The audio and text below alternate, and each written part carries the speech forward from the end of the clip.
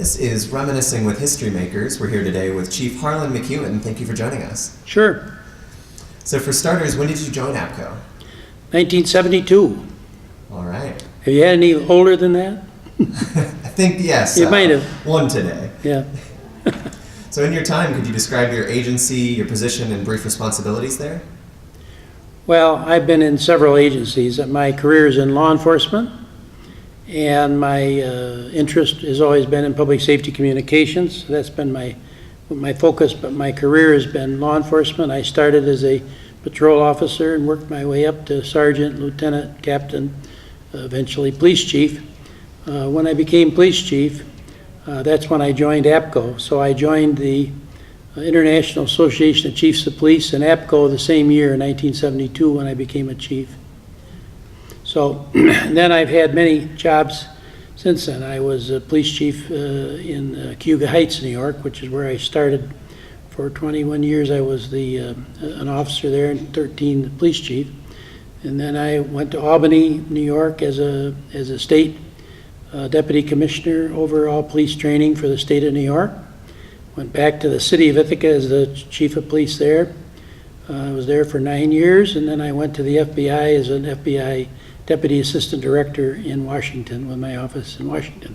So I've had a long career in law enforcement, but all during that time I've had a public safety communications focus and worked with APCO in accomplishing a lot of projects, convincing the FCC to do certain things, and been a very interesting career. Sounds like it, yeah. Obviously, you've been pretty thoroughly involved. Would you say there was anything specifically that drew you to join APCO, or any person in particular?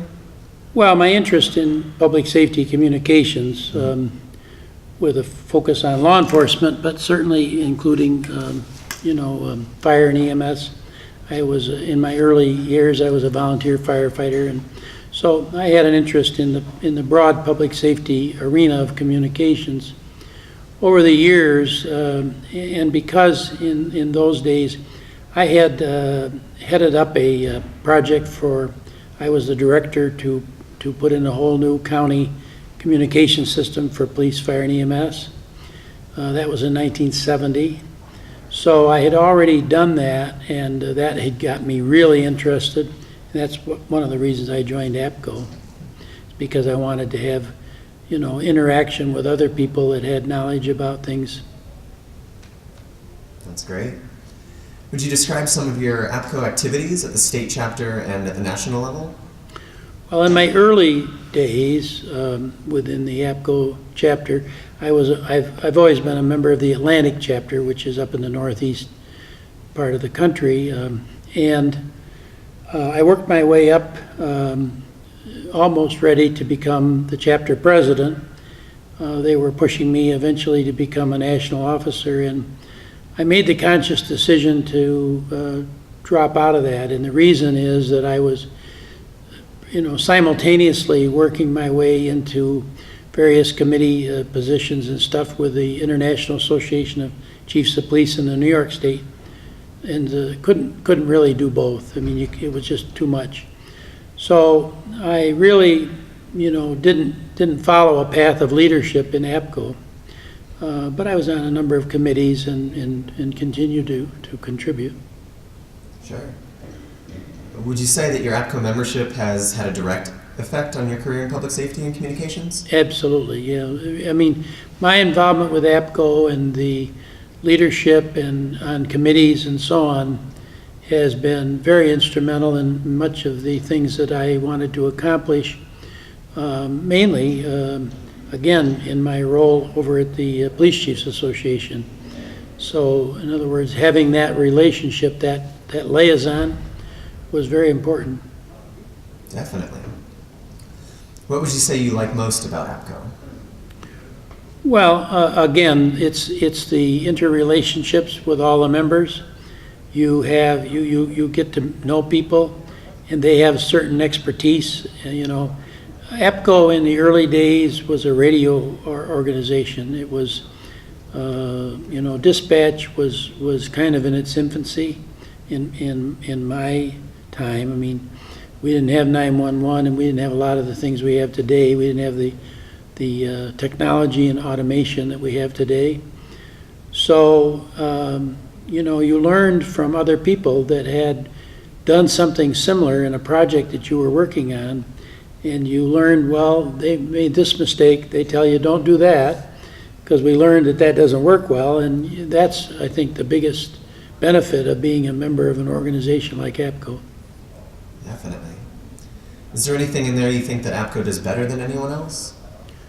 Well, they certainly are the premier public safety communications organization. I mean, their focus is on public safety communications, and of course it's changing now because of it's an IP world and more computers involved and so on. But one of the things is that they've always had, or they've primarily been the premier radio people. So. Do you think that there's anything APCO would need to do to move forward or stay current in the industry?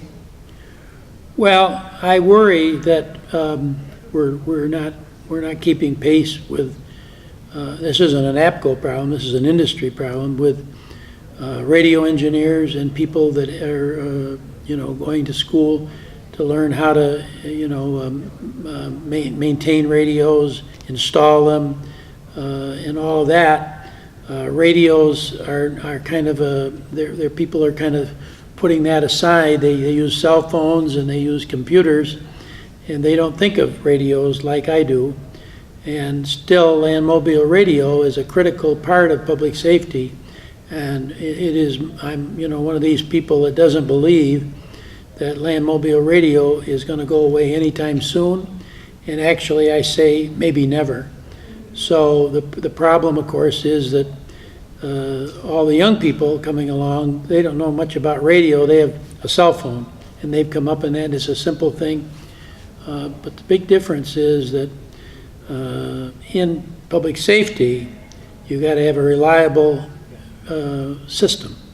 And as you know, cell phones don't always work. You go into dead spots and you have coverage problems and so on, whereas our public safety land mobile radios have to always work, because if you need help or whatever. Definitely. Well, and lastly, what stands out to you as a significant contribution during your time in office? My contribution? Personally, yeah. Well, probably FirstNet.